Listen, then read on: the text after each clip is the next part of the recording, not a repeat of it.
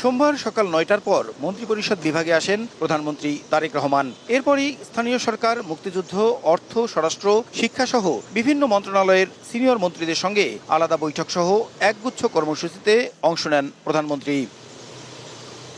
রাজধানী সহ দেশের যোগাযোগ ব্যবস্থার উন্নয়নে প্রধানমন্ত্রীর সঙ্গে বৈঠক করেন সড়ক পরিবহন ও সেতুমন্ত্রী শেখ রবিউল আলম। অংশ নেন যোগাযোগ বিশেষজ্ঞ বুয়েটের অধ্যাপক ডক্টর এম শামসুল হকও। বৈঠক শেষে সাংবাদিকদের তিনি জানান, নাগরিকদের দুর্ভোগ কমাতে গণপরিবহন আধুনিকায়ন ও মেট্রো রেলের পাশাপাশি মনোরেল এবং দ্রুতগতির রেলভিত্তিক যোগাযোগ ব্যবস্থা গড়ে তোলায় আগ্রহ প্রকাশ করেছেন প্রধানমন্ত্রী। বিশেষ করে গণপরিবহনের সর্বোৎকৃষ্ট যে মাধ্যম মেট্রো, এর বাইরেও আরও কিছু করা যায় কিনা, যেটা উনি অলরেডি বলেছেন মনোরেল, যেহেতু সাশ্রয়ী মূল্যে খুব দ্রুত বাস্তবায়ন করা যায়।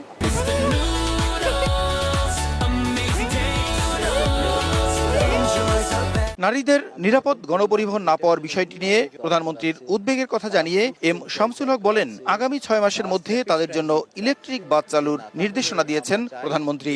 মহিলাদের জন্য আবেদন সৃষ্টিকারী এবং সিকিউর গণপরিবহনের বাস মহিলারাই চালাবে, এবং সবচেয়ে বড় আগ্রহটা দেখলাম, খুব ভালো লেগেছে, তিনি ইলেকট্রিফিকেশন বাস দিয়ে আরম্ভ করতে চাচ্ছেন। এদিকে প্রধানমন্ত্রীর সঙ্গে বৈঠক শেষে মুক্তিযুদ্ধ বিষয়ক মন্ত্রী জানান, জুলাই অভ্যুত্থানে হতাহত ব্যক্তির সন্তানদের লেখাপড়া নিশ্চিত করার পাশাপাশি পঙ্গু হওয়া জুলাই যোদ্ধাদের কর্মসংস্থানের ব্যবস্থা নিতে নির্দেশনা দিয়েছেন প্রধানমন্ত্রী।